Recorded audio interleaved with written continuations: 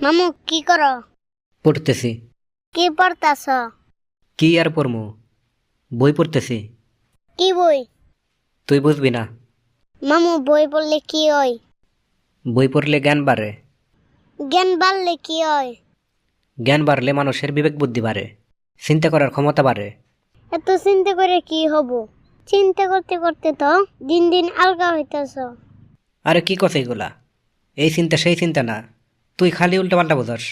বই পড়লে মানুষ অনেক কিছুই জানতে পারে। এত জানি কি হব?